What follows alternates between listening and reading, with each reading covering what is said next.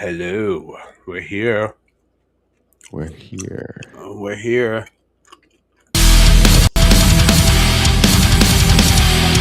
When you hear it.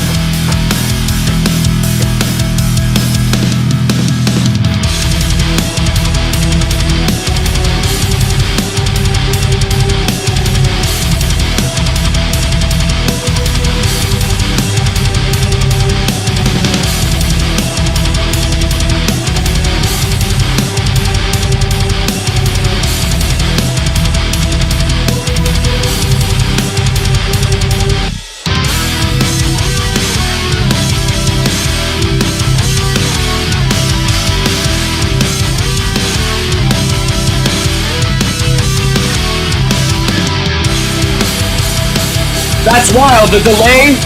Do you know the delay changes every episode? Why? What's the delay right now? On the YouTube, for me right now, it's only 20 seconds, and last week it was 35 seconds. Right now it is about 15 seconds.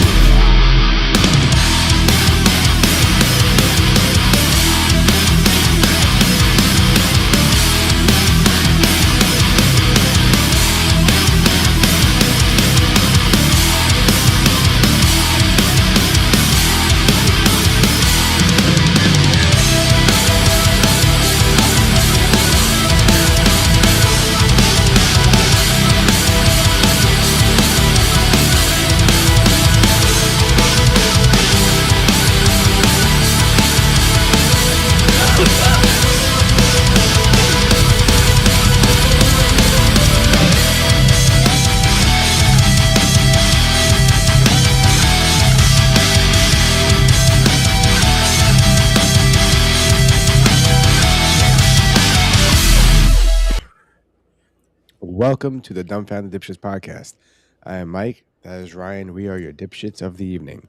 What's up, dipshits? Welcome back again. Another Wednesday night. It's 9:30, and we're about to get into some dipshittery again. We're actually on TikTok again. Yay! Yay! We'll be nice the first maybe 10 seconds. Let's not curse in the very beginning here. Let's not, I'll try not to curse. I'm going to end up stuttering a lot because of it. I'm sure some curses are perfectly fine, but, who knows? And to be safe, let's not use the words fuck, shit, cunt, or any of those words. Okay. Oh, shit. You forgot to hit the beep. The beep, man. The beep. We don't beep. Hold on. I'll type beep in the chat. Beep. There's the beep. Beep. What's up, mother beepers? So you named the episode. That's because of that new legislation, the psychedelics. Yeah. Ibogaine didn't kill Michael Jackson, right? That wasn't what killed him? No, propofol. Yeah, I thought so. I thought it wasn't Ibogaine. So I was like, okay, that's not the connection there. But I did see, let's see. Oh, I had the video somewhere. Where'd it go? Hold on. Yeah, but Ibogaine is that stuff that they were like using on heroin addicts that like stop their cravings. It's so funny though that you named the episode what you did, because prior The to new that. Michael Jackson movie also is coming out, so this is also a tribute to that as well. When I try to come up with these names, like I've tried to think of like how could I mash two things that are relevant Well, together what I was and going to say, clever. which was quite funny, is that the other day, Hmm. a guy at work who's a recovering drug addict was talking Yeah. about the benefits of Ibogaine, Hmm. and then you sent me the updated episode name, and I was like, "Huh, that's an interesting one." Yeah. I know it's cool if I get the Just instant fix it. LOL. Like, so I'm like, all right, it's approved. Come on, there we go. See, YouTube has a good setup when I make it for us to look like it's a Yeah, perfect. It's in the of middle, course. and then I don't know if you could see the portrait what size as well. How it makes perfect sense. It's all Yeah, the ratio's there. The ratio's and on point. like But listen, YouTube knows what they're doing, man. YouTube knows what they're doing. That's why we're on you. That's why we've been on YouTube. That's why we started on YouTube. They've been around the longest. You TikTok figure, is pretty good too. It's Instagram videos that are hard to show correctly because I got to figure out a way. There's got to be a way to code it yeah. on your browser so the chat doesn't show up. Well, Meta's got to figure that out Comments. because Reels is on Instagram and Facebook, and they Yeah. just got to figure that whole model out. Well, here's our first video, and we'll watch it and then we'll react. Yes. Let's see what happened this week on the news. Why is there no volume? Dramatically. What did you? What the volume Volume. was on? It was on. I swear. Let's try again. Pleased to announce historic reforms to dramatically accelerate access to new medical research and treatments based on psychedelic drugs. In many cases, these experimental treatments have shown life-changing potential for those suffering from severe mental illness and depression. There's more than 5 million people that are addicted to opiates right now in this country. With one dose of Ibogaine, more than 80% of people are free of that addiction. With 2 doses, it's more than 90%. I sent him that information. The text message came back, sounds great. Do you want FDA approval? Let's do it. Pleased to announce historic reforms. So we know Joe Rogan has been talking about Ibogaine treatment for Few a years. long time. Yeah. What did strike me by surprise is that he has been kind of critical of Trump lately. As a bunch of people have, but Yeah, he's also had people who were critical of him. He had Mamdani, who was probably the most prevalent one. You know, He was on the podcast. no, Mamdani was in the Oval Office. Like Trump will have, yeah, Yes. But I was gonna say a lot of people are like, oh well, this is like making Joe look like an idiot because he's very critical of Trump now, and all of a sudden he's going on blah blah blah. And it's like, guys, he saw an opportunity to help veterans and other people suffering from PTSD and addiction by legalizing or starting to do research on Ibogaine. It's not a bad thing. It's a step in the right direction. yeah. But I don't think he's going to stop talking shit, though. I mean, it's his job to talk shit. Yeah, basically, right? yeah, pretty It's much. his job to talk. And listen, you're going to call a spade, right? You know, honestly, like, you know, if Trump is fucking up in some respects, you got to say it. And that a lot of MAGA motherfuckers are jumping ship because of it, or now they're former MAGA. You know, I think I sent you a few videos about that too, but or maybe I didn't. I'm not sure, but I definitely did want to bring it up that, you know, now you know, and I'm not going to say it started with Tim Dillon. However, Tim Dillon's been like super hypercritical since As he should be. I mean, Yeah. he kind of always has, though. I don't think he was like ever a big supporter. He liked some of the things they were doing and Yeah. what they were saying, but I think it's more of the left's narrative, thinking that he was a supporter because, yes. like, when the campaign was going on, he said, "How how bad could it be?" But the thing is, it's like, how bad could it be? It could be pretty fucking Yeah, bad. and here's the problem: people fail to realize. People fail to realize is that the people who voted for Trump didn't vote for what Trump is doing right now because this is the opposite of Right. what many of us thought he was going to do. Yeah. I didn't vote for him, and I mean I didn't vote for anybody. I don't Same. typically vote for presidential elections because I don't like any of them, and I don't believe in voting for the lesser of two evils because you're still voting for evil. Yeah. I think it's more important to vote in your hyper local first. Like, people really don't show up for like their city council or county council. Yeah, People don't show up for those things. Yeah. People, it's more people need to show up to that, but I don't vote on that either. I don't really give a shit, to be honest. Anarchy, Mike. Anarchy. No, I'm kidding. It's not even that. I think. No, I'm kidding. I like Joe Rogan's idea and letting AI take over the whole Oh God, no! Please, no. thing. That's just inviting the Terminator into your home, man. Yeah, but I mean, the checks and it'll all add up at the end versus what's happening now, theoretically. Well, they like, you see. I don't know if I sent this to you either. Damn it, Mike! It's all slipping my mind. Yeah, we didn't really send a lot of things to each other this week. I was very busy at work. I didn't have a chance, and I like every time I saw a video, I meant to send it, and I never did. And then sometimes you could click away and you lose it forever. Yeah, I know. I hate that, dude. You should be able to scroll back to whatever you Well, sat on for longer than 2 seconds. on Facebook, you can go to your Reels search history or view history and find it. Unfortunately, it was not on Facebook. On Instagram, I don't think you can do it. On YouTube, you can do it. Nah, TikTok, I don't know. Instagram lost forever. TikTok lost forever. Unless by chance I remember some like one of the names in the person's like one of like at least part of their name. Yeah, then it'll autofill, which is cool because I have found like, oh wow, I just scrolled past this. Let me go look back at it and like, damn, like I shut the app off, it's gone. But wait, this person was, I don't know, dumpster something or like, so Marvel freak or whatever, and it's like, oh, I remember that. So if I type that in, then I'll get their whole. You sent me you sent me this, and this made me go. I thought it was awesome. What? What? There's no sound. What? Are they singing? Yeah. No, that guy in the middle is dedicated to my role, bro. He's doing the good.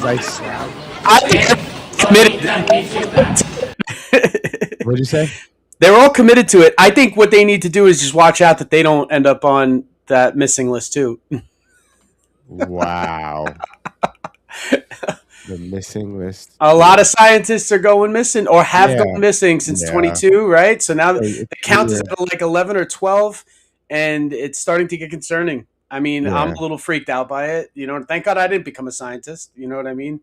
Because comic books would have definitely influenced me to become like a Reed Richards or a Bruce Banner, but instead, I went the Wolverine route and just blue-collared it. Just so you know, you're peaking a little bit on your mic. Am I? Yeah. I'm not that close. See, I tried to lower, see if I could manually lower it, but I just lowered the volume of you in my ear, but not in the video. I'll do 2 fists. Yeah, you're good. All right, cool. So scientists going missing. I think I have a video about that. Well, I have multiple videos about that. Let's see. I definitely want to be part of the next Stephen Hawking parade, though. Yeah, me too. I'm down. It looks fun. Yeah. Could you rent one of those? I think so. Like rolly chairs? I don't see why not. Here's the next video. And I do apologize because it's Instagram, so it's cutting off half the video on the portrait side of things. But let's just can we preface this that she's now number 11 of the 12? Yes. And what this, I'm sorry, but there's certain times where things become a pattern, and when you have 11, 12, maybe more, because they didn't notice the pattern until recently. Yeah, there could be more. Scientists that have died under weird circumstances, whether it be suicide or gone missing. Like, some of them aren't even found. There's 8 of them that they don't know where they are. This is an old story, but the guy allegedly crashed into a tree at full speed, but he was also driving an electric car. So they think the conspiracy theory is that someone gained control of his vehicle, hacked his shit, forced it to crash into a tree at 120 miles an hour. Dude. And as we know, these EVs, like, they accelerate pretty quick, and that he could have just easily been going 40 miles an hour and just somebody hit the fucking button. Now let's see what this is about. He was like, if you haven't had a U.S. government agent come to you and say, stop, shut the fuck up, stop, shut the fuck up.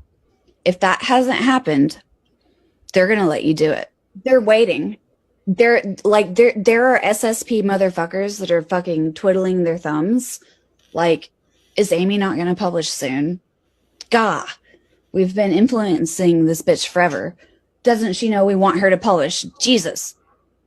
Like, there's multiple people doing that right now. And on the other side of the fence, there's multiple parties looking at each other like, didn't we tell this bitch 3 years ago that we kill people for this? Is she not listening? What is she doing? She's still doing it? What? We told her we were going to kill her 3 years ago.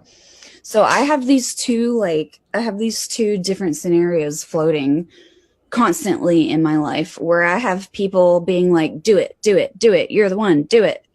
And then I have multiple people being like, they're going to kill you. Don't do it. They're going to kill you. I'm just saying, it's strange. So how'd she die? She allegedly killed herself? Yeah. So she allegedly killed herself. She was 34. She was working on anti-gravity or gravity manipulation. I think they all were working on similar projects as well. Fucking weird. Maybe it's just a really hard job and it leads to depression and anxiety from long hours or maybe while you're doing that kind of research you realize the universe is just a simulation and you're off yourself. Yeah, I mean that's in a weird way plausible. Like I don't disagree that any of the possibilities of any of this, except for just people just being like, like individually having their own circumstances, right? Let's just say this guy was hiking and he really did trip and fall off a mountain. Let's say this person was depressed and they really did off themselves. Let's just say this, that, whatever, right? Mm-hmm. But the thing is, like, I'm pretty sure if they were any other worker, somebody would have noticed that, hey, like 5 construction workers just recently went missing and they were all working on this one project. Like police would have looked into that, or the FBI or something like that. If it was anything else, like if you had a restaurant chain, right?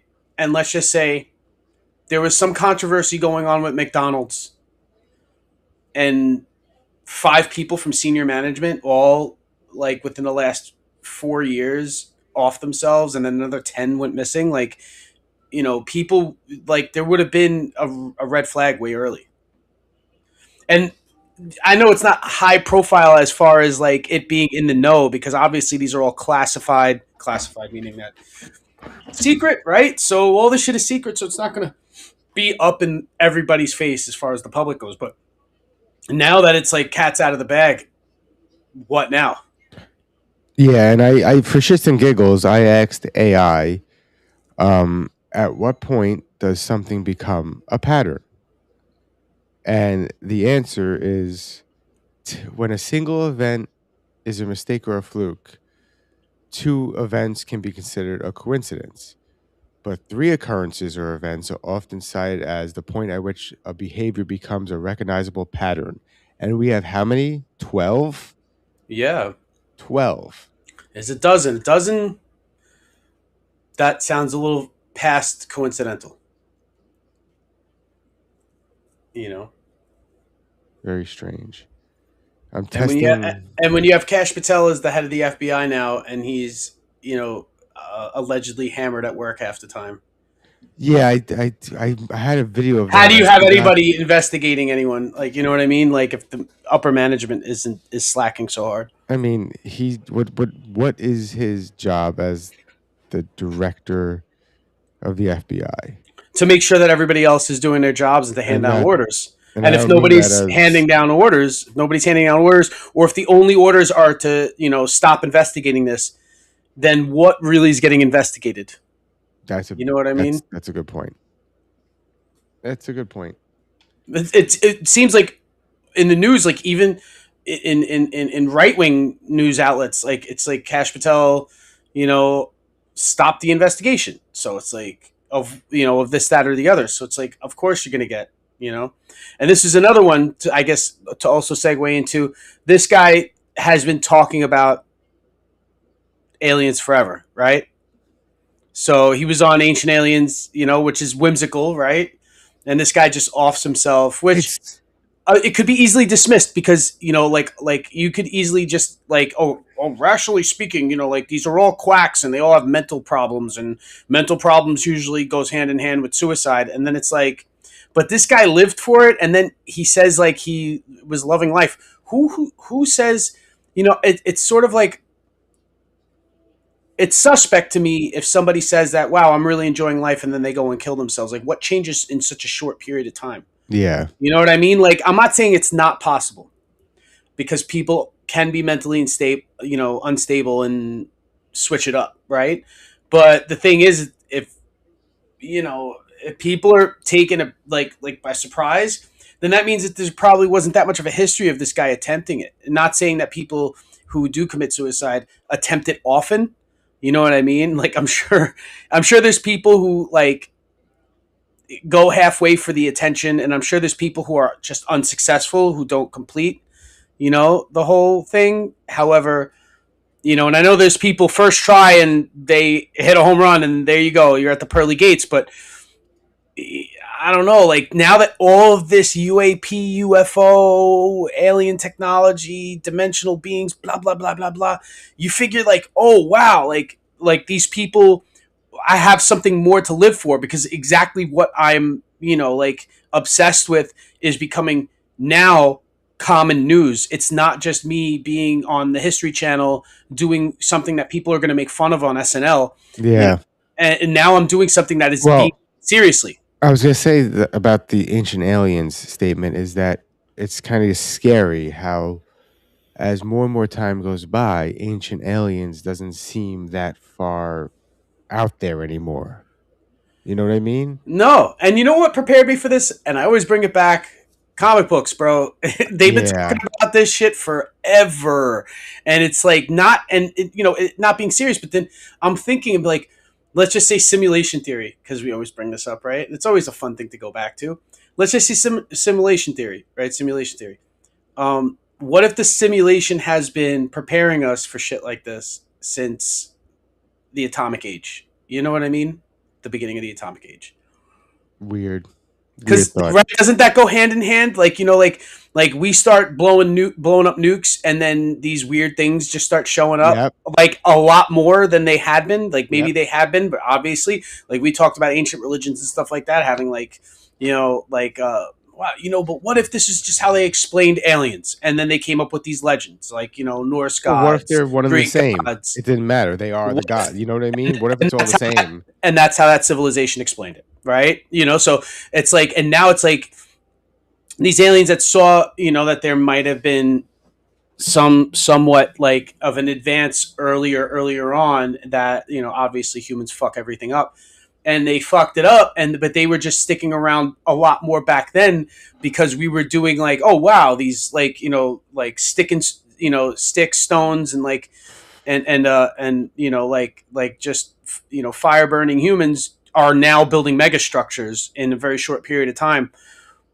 You know what I mean? And they were like, oh, let's go keep an eye on them. And then they go and keep an eye on us. But then there was also one of these scientists. I'm not sure if it was one that went missing, because it's all a blur now when you just are fucking scrolling through fucking brain rot videos.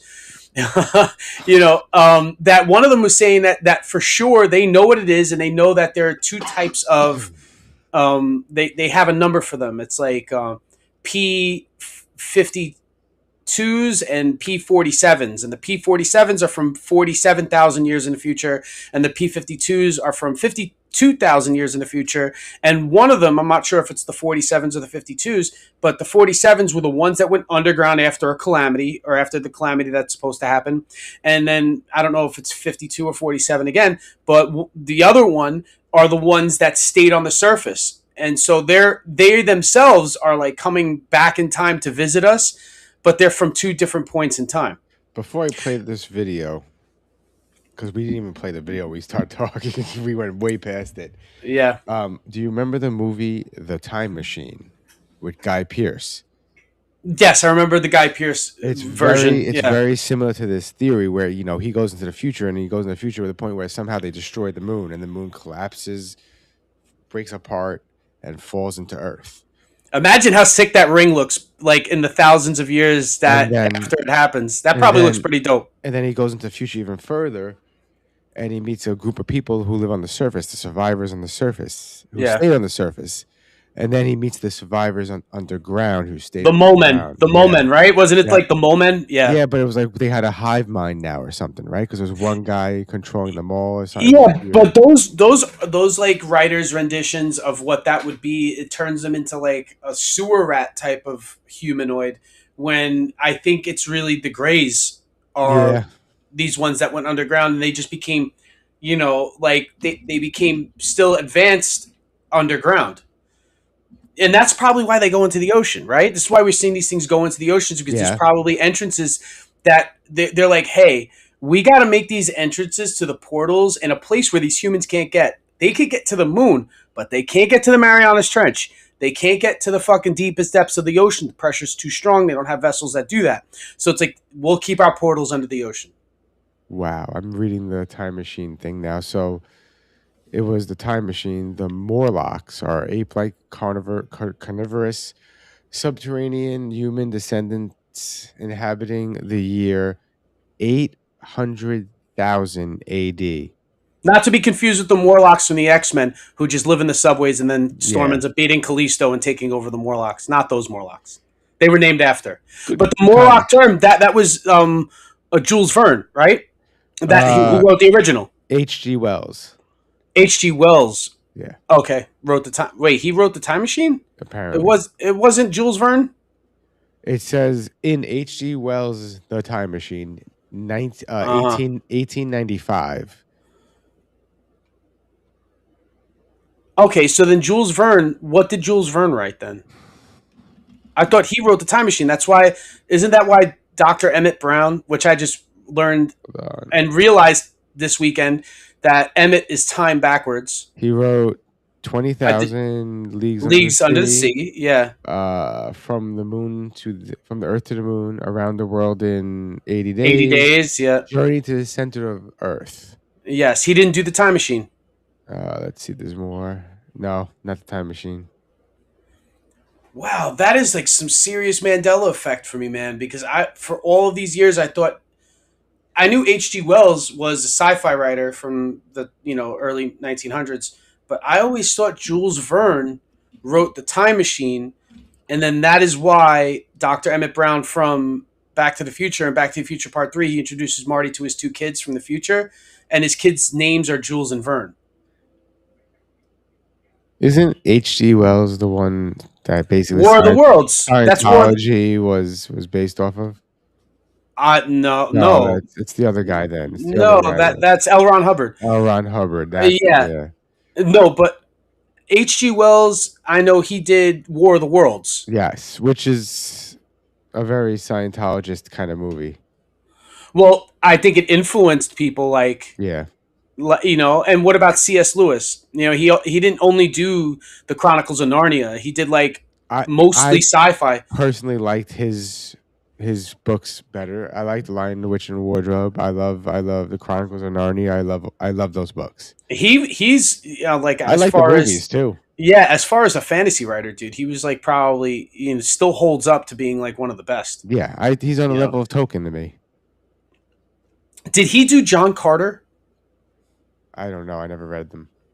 John Carter is the one where the guy, it's like the early 1900s, he gets shot to Mars, and Mars is a battle planet.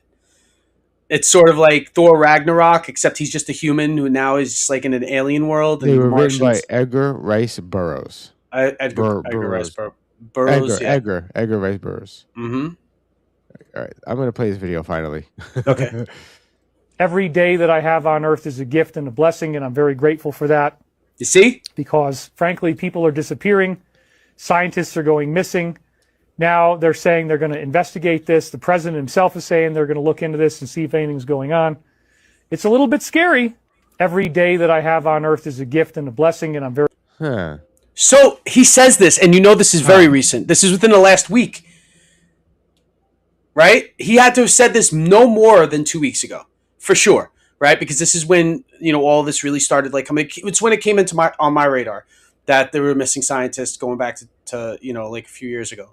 And that now and at that point there were only 9, and now there's 11 or 12. They're saying he killed himself. and they're saying he's sewer slided. So what the fuck? You know what I mean? Like, what's going on here, dude? What's going on here, dude? And it seemed like he was happy that it's being investigated. He said he loves life. This doesn't sound like this sounds like somebody who wants to see how this pans out and is not going to kill themselves before the second act. Because we're not even done with the first act of this yet. The first act is, UFO sightings, UAP sightings, and then, shit hitting the fan with, like the government having to release classified documents. And now, like there's been a string of scientists since the talk of this, because this goes back to the Biden administration that they were talking about releasing this stuff. This is pre-Trump term too.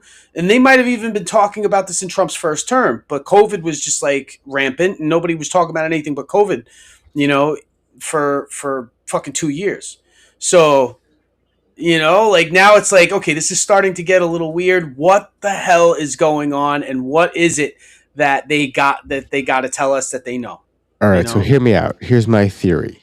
Shoot. And it's going to be a quick one. But something bad is going to happen. Right. Whether it's the polar, switch, the north and magnetic south. pole. Mm-hmm. There you go. Whether it's that or some kind of impact, something really bad. What if it's like the finger snap? What if Thanos is just going to snap his fingers? Could be that too. And I think that what we're seeing are people from the future warning people in the present about this. Which is pretty much like sci-fi. I think it's they are in contact with our government. There are secret programs it's being discussed, and I think they are preparing for it.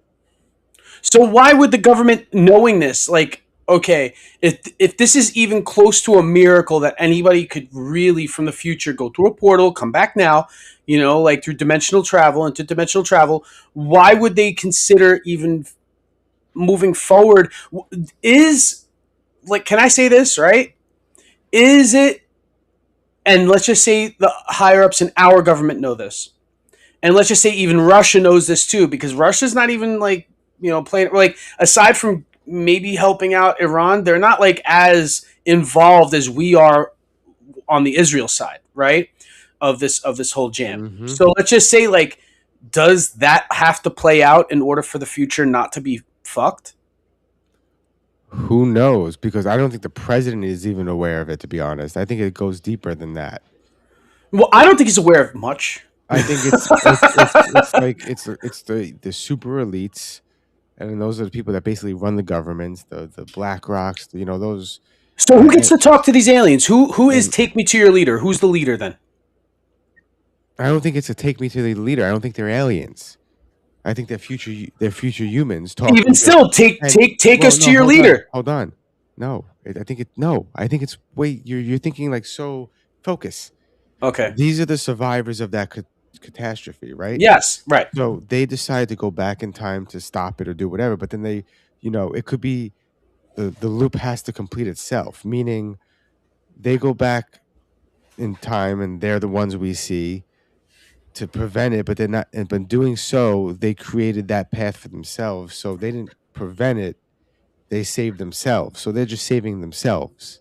Oh, so they're just going to go to like their John Connor anchor being. Yes. Go to them because we need you to succeed in order for us to be alive. Okay, who survived? Okay, these are the people that survived. Okay, how do we make sure they go back in time to stop it, and they end up just making sure they survive? If that makes sense, like. You know what I mean? It's. I forgot the name of the paradox, but if would it still have happened if you never had the machine to begin with? Right, and so, I'm also thinking now to expand on your theory. What if it's the 42,000 years or the 47,000 year ago ones that are the selfish ones, and the 52,000 years from now ones that are like, hey, you guys messed up, and now we have to come back. What if they're both? This is some whatchamacallit, Christopher Nolan Tenet type shit. Remember the movie Tenet? Yes, I like that movie. Yeah, but then again, it's also like Back to the Future, because it's like if you change the past, you change the future. Which is that's exactly what I'm saying though. Like they came here, and that might have changed. Like if they never came here, would they ever been able to come here to begin with? Right. It's like And also, it is the time travel paradox. I'm also thinking too, right? If they're so hyper fixated on us and they're using this technology to come and see us, do we even talk to other beings? And like, have we contacted aliens yet? Right? Doesn't that make you think about that? Like, wouldn't they have already cozied up to another civilization 52,000 years from now, enough So so what that if they there could? isn't another civilization? What if that other I Where the forgot lonely island theory, right? yeah, exactly. Hmm. But who knows? But did you see this one? Did you see this? This maybe. Did you? I laughed really hard. I'm gonna tell you, like, a lot of people are just like pissed off because, like, obviously people just get pissed off on the internet. This is just because I already don't take Pete Hegseth seriously, as a military leader. So, like, aside from his credentials, like, I understand he's been in the military. I understand all that, and maybe he could be doing something on a lower tier of the hierarchy. But I definitely prefer like an older, seasoned. Give me somebody who's at least been through Vietnam to run the show. How old are you, Ryan? 40. I'm gonna be 45. So basically, Pete Hegseth is a year older than you, Yeah, I know. and he's running the military. And even if I went the route my dad went and went to the army, you know what I mean? I don't think I would be, even if I stayed in, qualified enough because of my age, regardless of my accolades. You know what I mean? I think you need, And he's say not cooler even heads impressive. prevail. Cooler heads prevail. You know what I mean? I feel Yeah. like I said, like, somebody who's probably not only been through Iraq. Give me somebody who's been through both Iraqs. Give me somebody who's been at least through part of the Cold War, and I would even be more comfortable if they at least were deployed in Vietnam. You know what I mean? Because then it's like they could see how bad it could get, and then they, through the Cold War, they could, already have been to like the doomsday clock, right? And they shut the doomsday clock off, and they had to turn it back on now again. Was he? You know Did he ever? Did he ever go to Iraq? I think Iraq and Afghanistan. I mean, I could also be making that up, but like you. I mean, I'm just assuming you would have to have some sort of serious military experience in order for you to be the head of defense. He was a Minnesota Army National Guardsman. Oh, okay. Guantanamo Bay detention camp. Okay. So he's tortured a few people. He led. Ready for this one? Yeah. He led a platoon of soldiers from the New Jersey National Guard. Did he ever get deployed overseas? Minnesota National Guard. He was an instructor. I don't think he's never seen combat. That is wild. I mean, I'm not saying you have to get shot at, but at least you should have gone to another country if you're going to be pulling maneuvers in another country. I mean, right? This is why a lot of people had issues with him becoming the whatchamacallit, secretary. Well, he was a Fox News anchor before this. Mm-hmm. He wasn't even doing military work right before going into it. You figured, like, as a fighter, right? You got to train pretty close up to the date of your fight, right? So you're not going to be like, I trained so hard for like 6 years, but you know what? For the last 2 years, I've just been sitting on my couch eating fucking cheese doodles, but I got a fight booked tomorrow. Are you going to be prepared to handle that? No, because you're coming in cold. You're not warmed up. You're not, in the active. All right.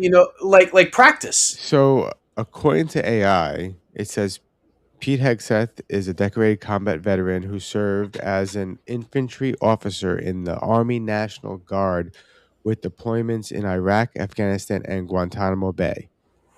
So he did go to Iraq and Afghanistan. But then I didn't see that in the list of places he's been to, though. Let's see. Let's try this again. Military career.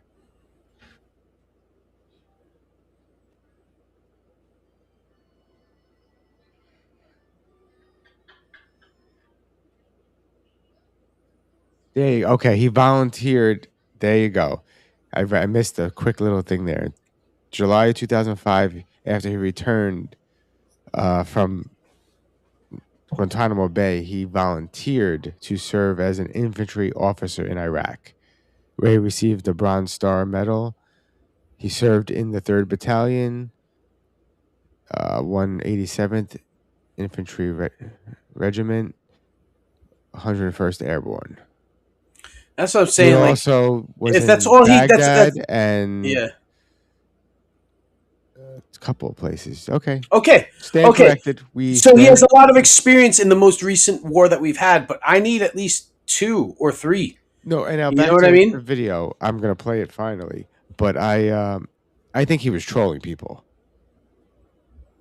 I think he was trolling. I think his speechwriter just got fucking lazy and pulled something about, like. You think so? Like, That's yeah. even funnier. I think one of his interns or assistants definitely was like typed into AI, "Give me a motivational Bible quote," and the first thing it pulled up was Sam Jackson's, which isn't even Sam Jackson's, because Quentin Tarantino was heavily influenced by Asian cinema. So it's actually taken from a Japanese movie, a Sonny Chiba movie. It's a combination of a Bible verse and Sonny Chiba. Yeah. And it's, you know what I mean? It's not even the full quote. And he also, I guess what they did was they edited the end of it, because he didn't want to say, "And you will know I am the Lord when I lay my vengeance upon thee." You know, that part. He changed that part. But it's hilarious, dude. It's hilarious that he's like quoting it, and he's seriously quoting it. That's why you think he's trolling, because when internet trolls troll, they try to be as convincing as possible to rage bait. But he knew that these 19-year-olds weren't going to know. They've never seen Pulp Fiction, so they have no idea what they're hearing.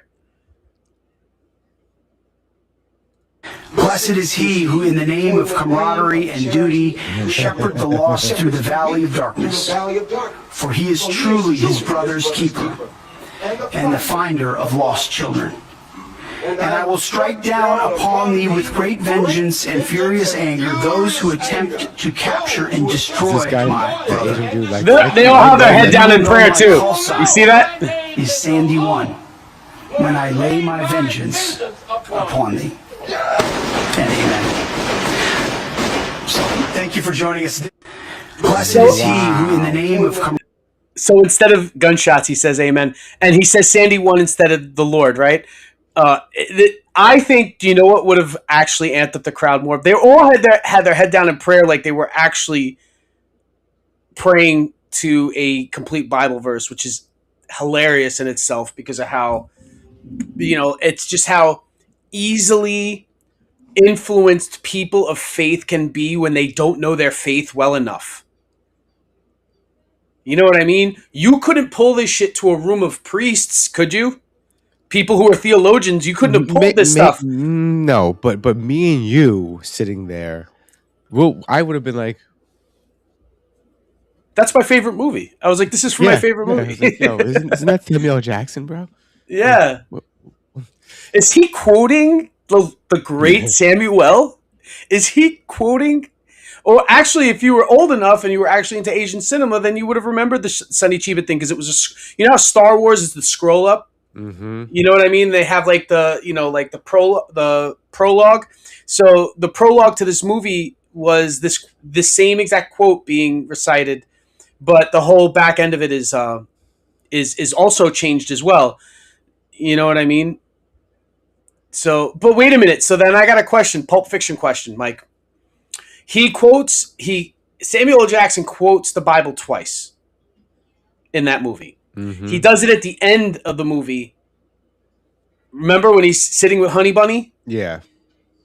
And what's his face and Tim Roth when they're sitting there in the diner, and I think it's right before the bad motherfucker wallet thing where they pull his wallet out.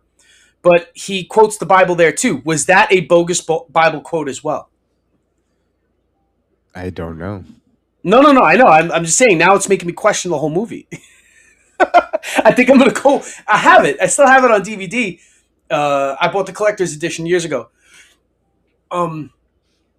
So I'm gonna try and see if any of the disc extras, if there's anything referencing this at all, and I want to rewatch the movie and then try to see, you know what I mean? I want to see like if that's, holds up as well, or if it's an actual Bible quote or not. What is this? Is he just pissing? Yep. Why? They're waiting for him to finish. They were gonna arrest him the second he finished. Yeah. Does he get away? That'd be great. A couple of them stopped chasing. This is hilarious. I want to watch this again. But did he? Yeah, they don't want to touch get him. away before. They don't want to touch him. They don't want to touch him until he's done. I mean, think about it, Mike. Do you want to touch him while he's pissing? Oh, you're not gonna tackle the guy and arrest him while he's pissing. But they weren't fast enough when he was done. As soon as he started dripping, you saw he took 2 steps forward. Here, play it again. He takes 2 steps forward while he's like emptying out. It's off. Yeah, you're gonna see he's shuffling his feet, and then he leans forward. He steps in his own piss though. So Yeah, there's definitely wet footprints for a little while. Just follow the piss footprints and we'll catch him. Follow the piss trail, man. Follow the piss trail, and you'll find your man. Did you see this? It's blocking it. It's cutting it off. So if you're born Breaking. after UK approves lifetime smoking ban for anyone born after 2008. do you know what I'm going to say this when you see that when they raised the minimum age from 18 to 21, right? A whole lot less high schoolers started smoking or continued smoking, right? From when we were in high school. When we were in high school, it felt like half of everybody we knew smoked. At least 50% of high schoolers smoked, right? In the 90s and the early 2000s. And then that definitely steadily went down once they raised the age up. I do think that'll work. I think people will eventually, you'll have, because this is prepping them for 30 years from now, not having any smokers in Britain at all. And they could easily at that point make it completely illegal to smoke in public or whatnot, like in Singapore, right? In Singapore, I don't even think you could smoke cigarettes on the street. I think the only place you're allowed to legally smoke is in your own home. Yeah, it was like that in Japan, I think, was it Japan or China? Really? They're still smoking sections. Smoking sections. And it was that they don't want you smoking outside. So you can only smoke indoors in designated sections, but they don't want you smoking outside in public. Something like that. Or some weird rule, and I don't know. So, Trump's assassination. Yeah, this is the KFC video I sent you real quick because I was trying to look for something while I was working earlier, and I was like, I got to send him something quick. Let me just see. I And feel KFC like posted been this. saying this forever. It's not. Yeah. It's not. I like how they go. MAGA is increasingly convinced that Trump assassination, the Trump assassin, I can't talk. I'm so fucking high. Do you think they're glitching you? Yeah, they won't let me say it. They is my own brain because I'm high. I know on drugs. MAGA is increasingly convinced the Trump assassination attempt was staged. We got to talk about this. All right. I don't think it was staged. I think it was set up. There's a difference. I don't. Well, what's the difference between staged and set up? I thought that's what staged was. Staged means they were doing it to get more supporters for him. Set up means someone, shadow government, tried to kill him. Mm-hmm. So what's more likely? They tried to shoot at him to get him more popular, but to make him more popular, but they managed to graze his ear. Which I'm thinking, right? The possibility being that he has a WWE background of that razor trick. You keep the razor in your wristband, and then like Hulk Hogan used to do. Does he touch his ear? He touches the ear, and then we see the blood too. Yeah, right? he goes like this. He touches his ear like. So then, who'd they kill? Who'd they kill? Because someone died. Listen, shots were fired. You got to have some sort of cover, and they just picked the one guy that they were like, nobody's gonna miss this dude. Wow, that's fucked up. And not that I don't think his family missed him. I'm just saying who's the most inconsequential person in this crowd that we could just.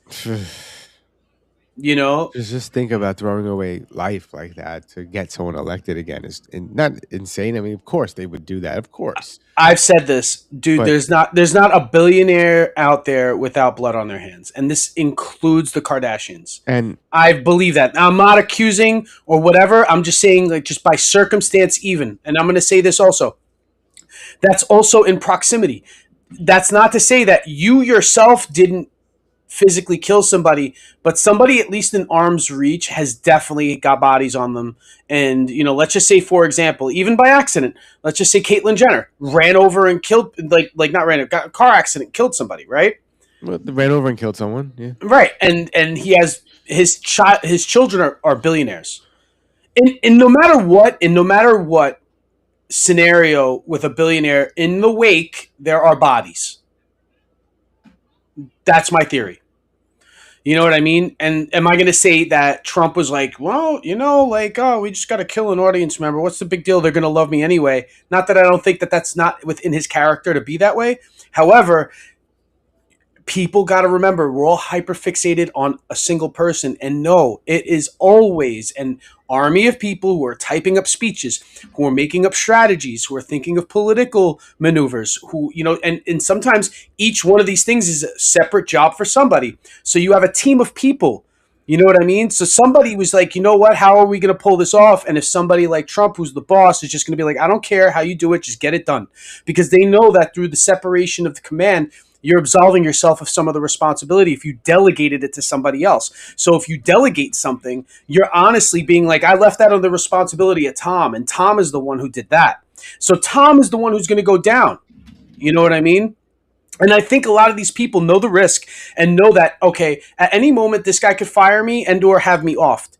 You know what I mean? So some people are willing to take that risk in order to have that kind of gain. And I don't think anybody ever, it's like in these mafia stories, it's like, where is there ever in any of these stories a non-tragic ending where, you know, Tony Montana gets blown away in his mansion, or like, you know, like even in The Godfather, it's like you know, Pops didn't die, but he was close to death after getting shot. Yeah, he died of a heart attack in a vineyard, you know, like years later. However, they did try to kill him, so it's like, you know, that could have gone to fruition. In that story, he got lucky.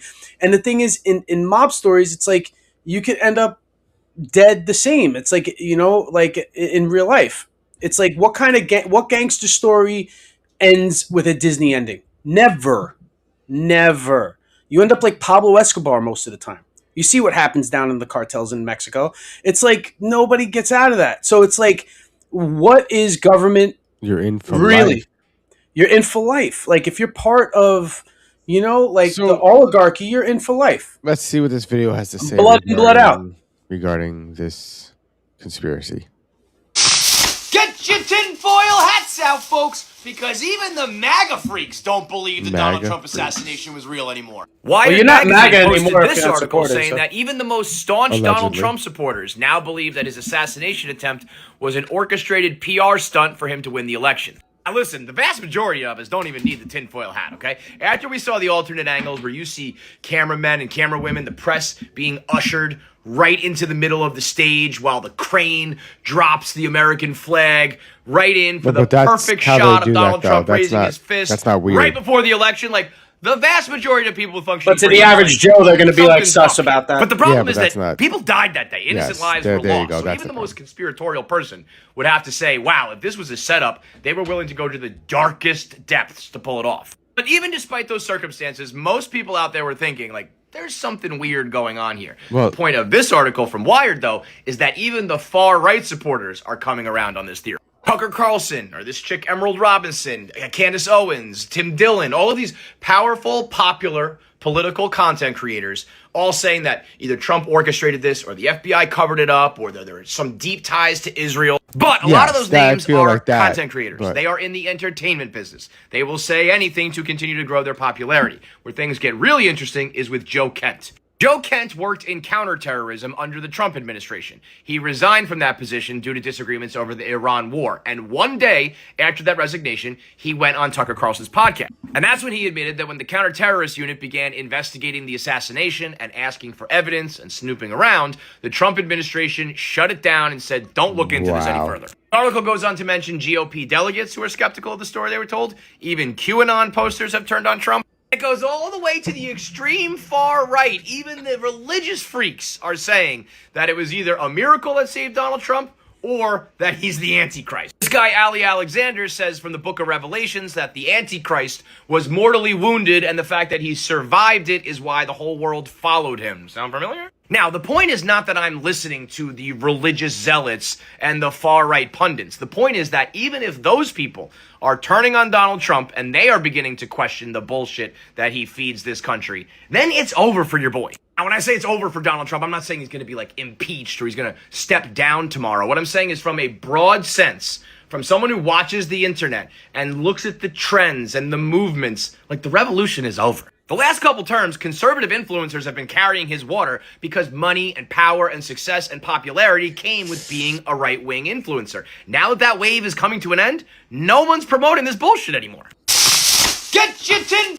I don't agree with a lot of things he said, but I do agree with, I don't think,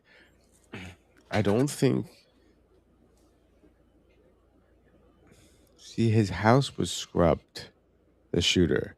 He had no silverware. It was very, very strange. So, I don't know. Yeah, I mean, also, all right. So, with this whole, like conservative people coming out and stuff, you do have a lot of people, and even on that same podcast he was talking about, Tucker Carlson had that guy on, he was like, I regret supporting him. You know what I mean? And he came out and said that he apologizes for it. You know what I mean? He's like, I'm in a great state of regret for whatever, for supporting this guy. So, like, if you have this out there where supporters are not, staying on the ship and jumping off, whether it be because of the Charlie Kirk situation, whether it be because of this, conspiracy theory about, the fix, and it being like, I would like, these are all things that are plausible within just how Trump is. So, if it's easy to believe because of how he's been, and I feel two ways about conspiracy theories. I feel like, if so many people know, eventually there'll be a leak. But then again, I also believe that this power does extend to enough of an influence to where you could keep hundreds of people or even a thousand people so loyal that they won't blab at all.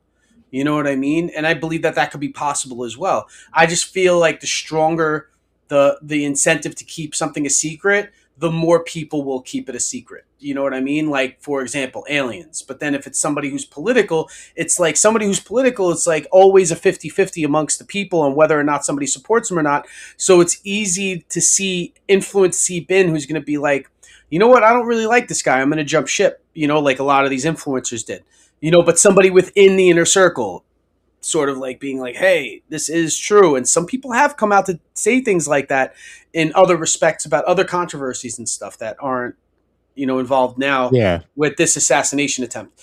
And I'm just saying, Trump comes from a WWE background. I was going to say this before. And there's, there's the razor thing. Hulk Hogan used to do it. So it's like, oh, you get hit in the head with a chair, but you're not bleeding. So what they'll do is they'll be like, and have razors in, stashed somewhere, give themselves a little nick, and razor cuts bleed a lot, So it's not far-fetched to think like, hey, he could have easily just, razor cut his ear and be like, wow, they nipped my ear, which is like a 1 in a million. And there were several shots fired, and one of them landed on the guy who passed away. You know what I mean? Like one person did die, not many people. I think it was one guy, right? When you say one of them landed on him and he passed away, I imagine both going, ding, oh, that hit me, and then dying. Well, what sucks is like when you get shot, you don't die right away most of the time. Well, yeah. Unless it's a kill shot. Unless it's like, and I think even when you get shot in the heart, you're still conscious for a little bit before you actually pass. You know what I mean? So you know you were shot. Unless you're shot dead in the head and it shuts your brain off, you know what I mean? You were definitely like, oh, I'm hit. And then you keel over. You know what I mean? What is this guy saying? You sent me this. I don't know what this is. Let's see. Asshole of the Year award goes to my son. Covered my entire fucking truck in peanut butter. What kind of an asshole does something to a fucking Ford Raptor like this? He probably got grounded. Dumbest shit I've ever seen. Well, he's grounded for double now. Thing covered in peanut butter. I'm gonna get pulled over on the way to the car wash because you can't even see my fucking plate. Asshole of the Year award goes to my son. Yo, he covered that whole car, bro. Covered my that whole entire car. fucking truck in peanut butter. That's what a whole kind of an that's asshole? a whole large jar of Skippy, bro. Do you know what I'm thinking in my head? Maybe 2 large jars of Skippy. I'm thinking this guy covered his entire car in peanut butter for 218,000 likes. Totally possible. Like I said, I'm open to any conspiracy theory, Mike. And I'm just going to say this. I think if you go to a decent enough car wash, you pass that thing through twice. Especially if you had the car waxed decent enough, like within the recent couple of months, a lot of that will just wash off.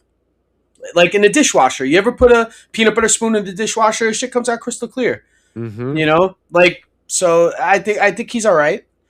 It would suck if he got peanut butter in the tailpipe. Because that would cause a problem. Yes. I mean... Like, if it was in any of the actual mechanism of the engine, or if it was in any of the actual mechanical parts of the car, or in the undercarriage or whatever, I think that it would be a problem. But covering just the body in peanut butter, I think he'll be all right at the car wash.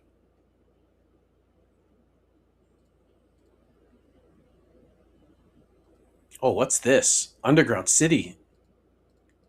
The volume's on, you fuck. It's right there. It says it's on. It's Saturday, I believe. And here's the truck I've been driving for the last few days for Wilson Logistics. This trailer just was assigned to us from Kraft over at the Kraft Foods plant. And we're delivering it here to what's called the Springfield Underground. And that is, as you can see behind me, this giant cave that's big enough to house hundreds of these trucks and trailers. There's a train track running through here. Just to give you an idea, back here, there's a regular sized truck. See how tall that is up there? It's just incredible. It's Saturday, I believe. And well, all right. You know how like there's that big mega structure underneath the Denver airport? Like, I believe that there's several places like this in the country that are like deep enough underground to what did he call sustain... it? I want to Google it. Here's the truck I've been driving for the last few days. It was for Kraft. For Wilson Logistics. No, I know, but he called this trailer just was assigned to us from Kraft over at the Kraft Foods plant. And we're delivering it here to what's called the Springfield Underground. And that Springfield where? Is this like a Simpsons thing where we don't know which Springfield it is? Is it Illinois? Is it Maine? Yeah, but it's called the Springfield Underground. It's got to be something well known. And all right. Ooh, interesting. Let's see. No. Let's see.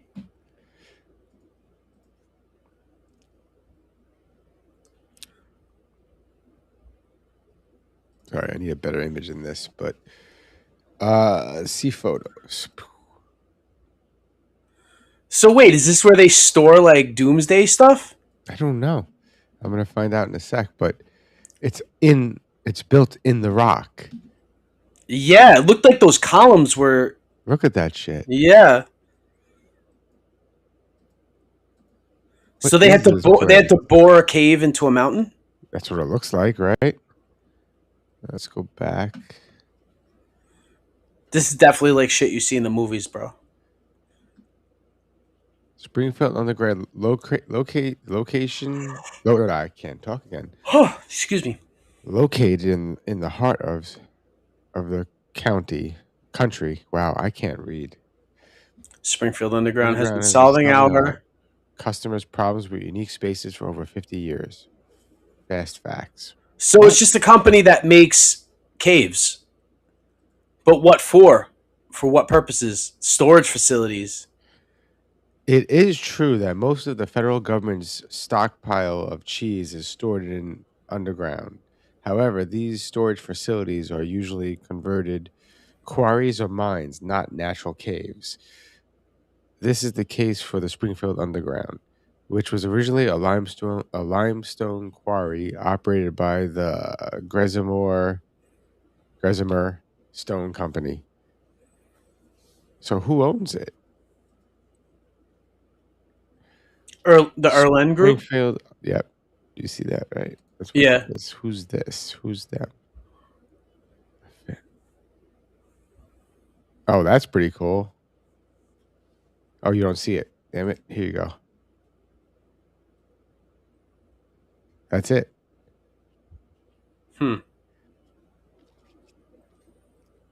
Yeah, but that could be used as bomb shelter, right? And obviously they're stockpiling food, like a lot of cheese. Like, okay, I understand the purpose of stockpiling oil. I understand the purpose of stockpiling precious metals. I understand the purpose of yada, yada, yada. You keep going and going and going, right? But what's the purpose of cheese? Cheese does go bad eventually. I know it lasts a long time, and there's certain cheeses like wine where they'll keep in a cellar for decades, and it's still good to eat. So it's like, why are they stashing craft singles? Are they trying to see how long it takes for massive amounts of food to go bad? You know what I mean? Because in my refrigerator, I've had some pretty good refrigerators over the years, right? Some pretty high efficient, very cold, very low, decent humidity control, and I could keep cheese for a while, and I have, because I love cheese. I'm a cheese motherfucker, cheesy as fuck, right? Cheese motherfucker. That's right. I fuck mothers of cheese. So, bad joke. So like, what's the purpose? And because cheese does go bad eventually, and I have had cheese go bad that I've had in the package closed. Usually I eat the cheese before the sell by date, but sometimes you miss a package, and eventually it's like, oh, it's still good to eat. It might be good for a couple of months afterwards.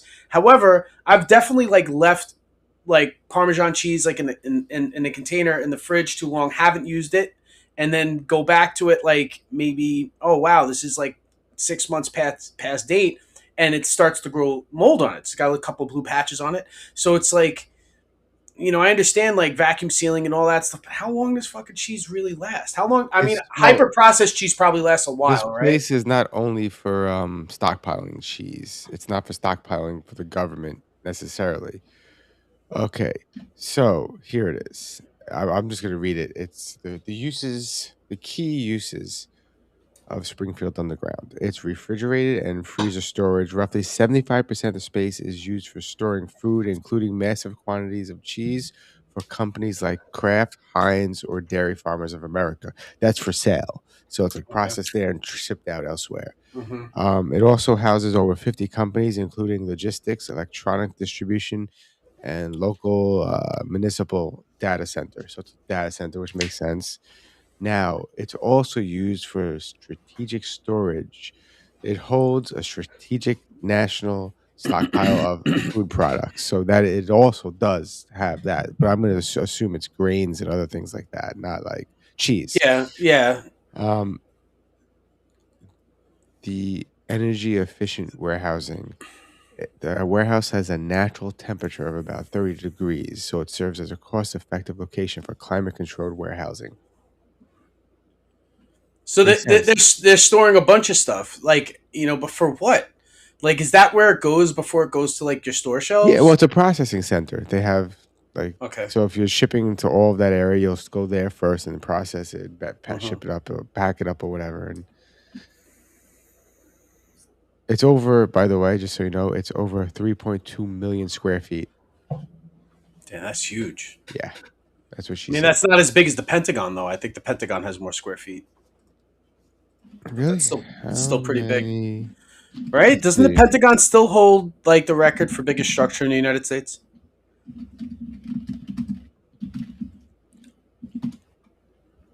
$6.6 million. Wow.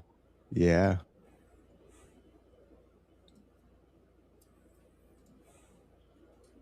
which makes sense. So we got Timmy No Breaks. I just found this. I never watched it. I don't know. I just Kill Tony. Yeah, but I don't know. Like, Kill Tony's been on Netflix like pretty often. Like the last like couple of months, they've been releasing I think every month a Kill Tony special on Netflix, and they just had one like with WrestleMania like partnered up, and Tony Hinchcliffe is a huge wrestling fan, so I think he just had like the Undertaker on or something like that. That's epic. But this was Timmy No Breaks. On that table is a contract that will be signed by Tone, and it will give me health insurance.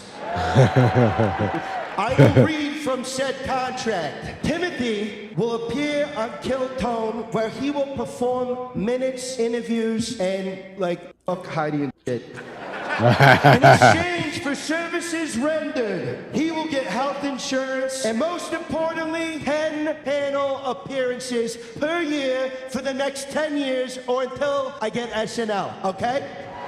How do we fucking feel about that? Paul, sign the contract. Come over here. No. Why? What's your problem? Because I'm not signing a contract. You got to sign this contract, and I'm not doing the show anymore. I'm not signing the contract. Are you saying I'm off the show? You were a regular, and if you want to, I'll downgrade you to being a bronze ticket winner. You know what? Fuck you.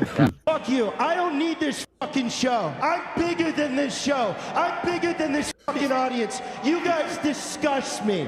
Oh, Turning heel. He turned heel. Fucking slobs. And fuck you. Look at these pores up here. I can't even fucking see. I have to get on a fucking chair to look at every one of you poor motherfuckers. Fuck you, Kill Tony audience.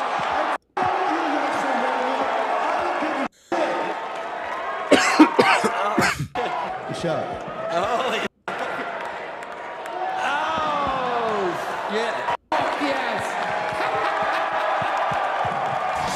On that table. I'm sorry. I'm gonna say it. You ready? Tony Hinchcliffe's living the dream right now. This is what he wanted to do since he's like a kid. Sure. However, wrestling's gay, bro.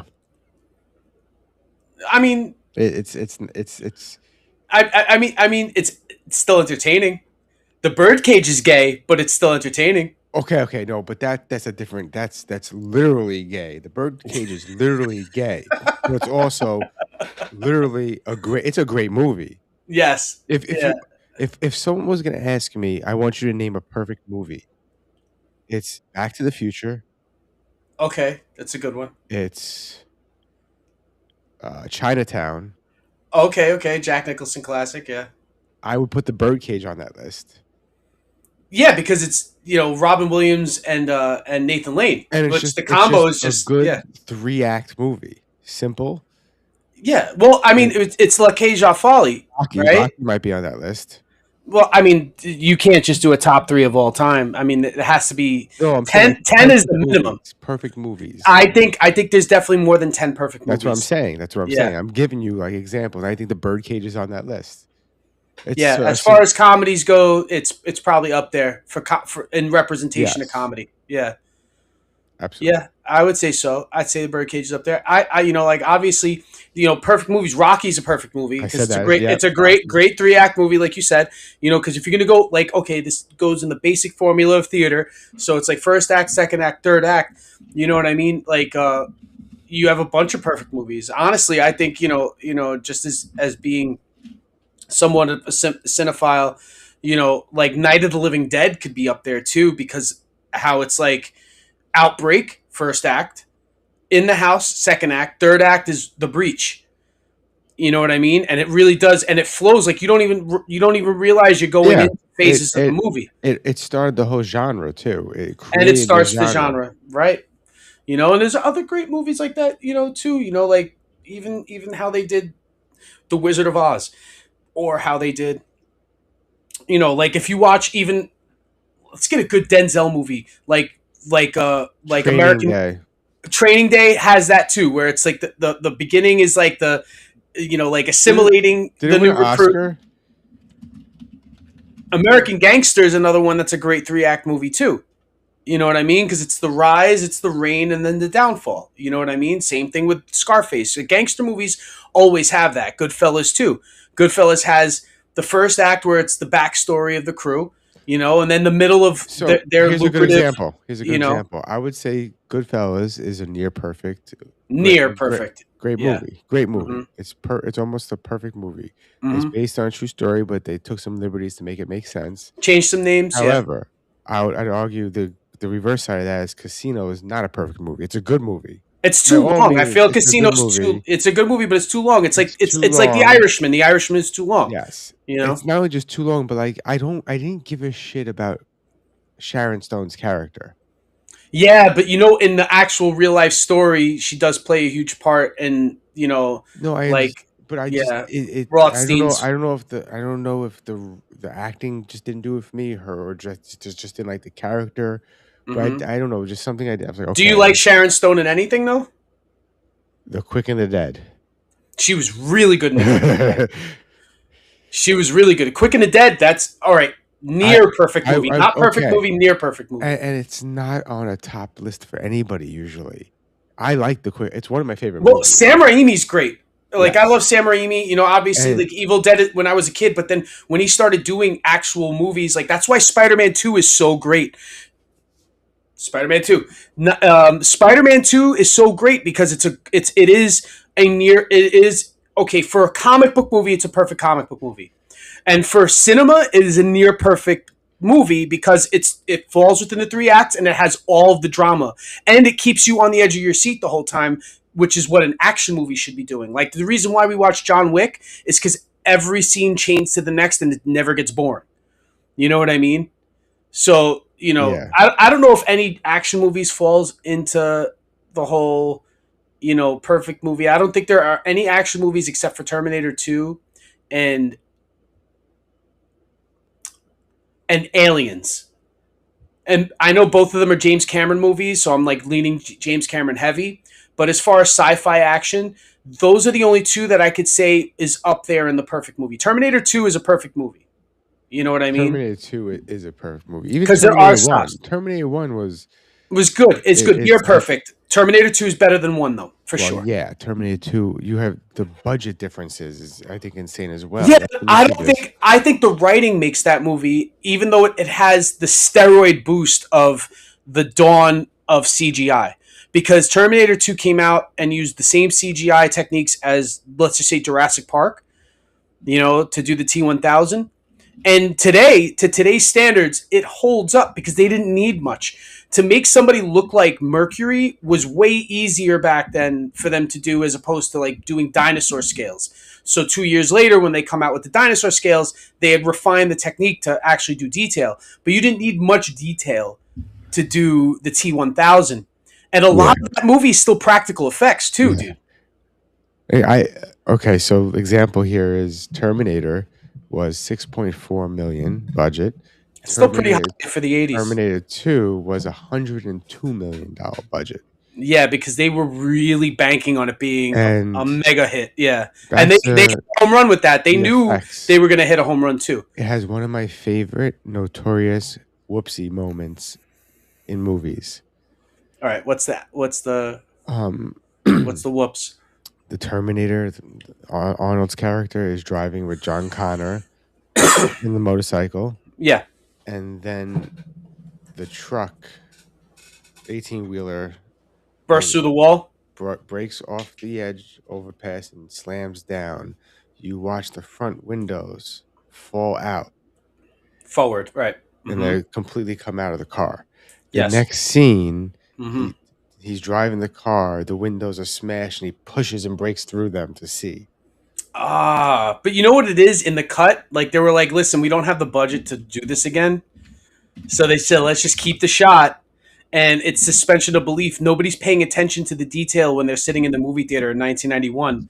So nobody probably caught that until you were able to hit rewind 2 years later when the VHS came out. You know what I mean? Let's see. I think I found it.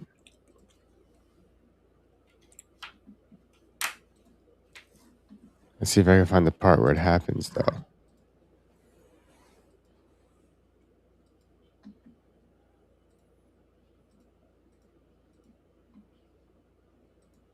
Where is it?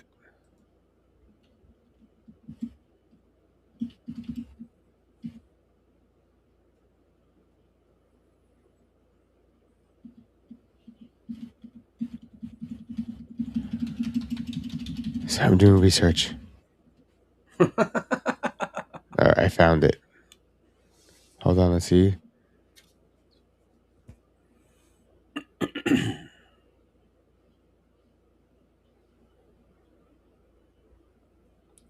Am I wrong, or did they go back and fix it?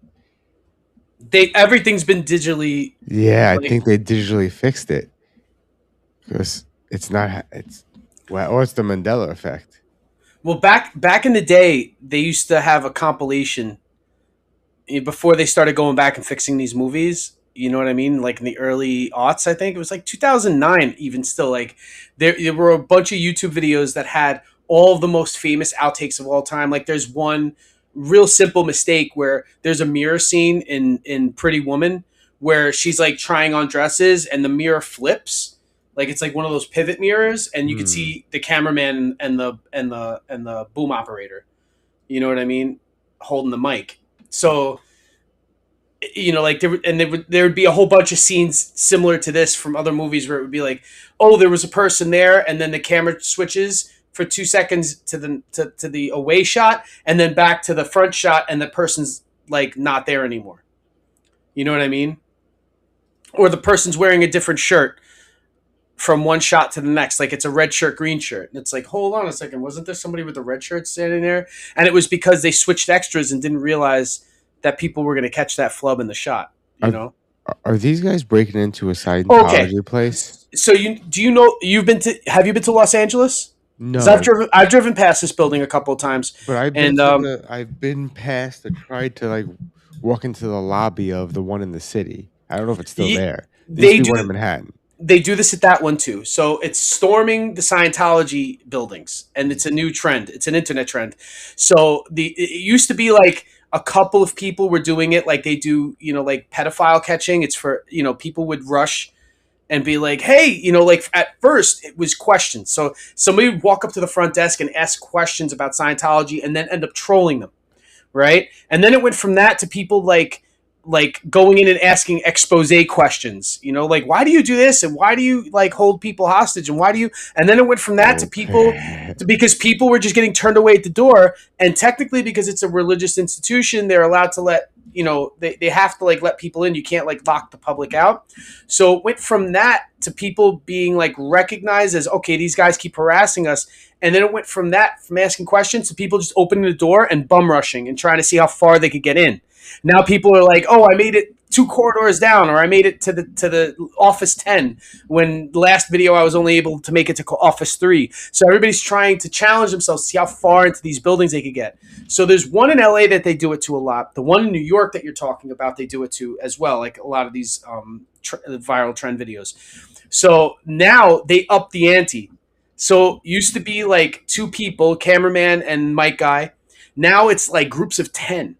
Really? Yeah, and they try to like see like, oh, well, they had 3 security guards, so then there were 4 of us, and they were able to get all 4 of us. How about we do 8? Then. Let's do 8 the next time. Get out! Get out! Get out of the building! Get out of the building! Now! You're trespassing! Yeah, horns too. Go! Go up! Where are you going down for? Why are you going down? Wow.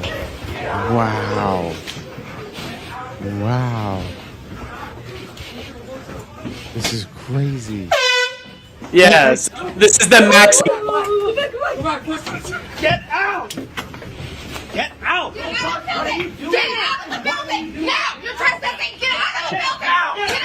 Get out! Stop it! Get out! Just get out! Just get out! Thank you! Go! Get out! Go! But they didn't see anything weird. It's like, get out! So I got a question. How long until like one of these kids get like shot or seriously hurt? You can't just shoot someone, can you? They're just running in your property. It's not and correct me if right? correct. No, that's LA. That's LA, I think. So correct me if I'm wrong, right? There is a difference between the level of trolling that you do when you're like a man on the street microphone guy, like going into a Scientology building, and then or you're just a group of raiders who are just running in and harassing.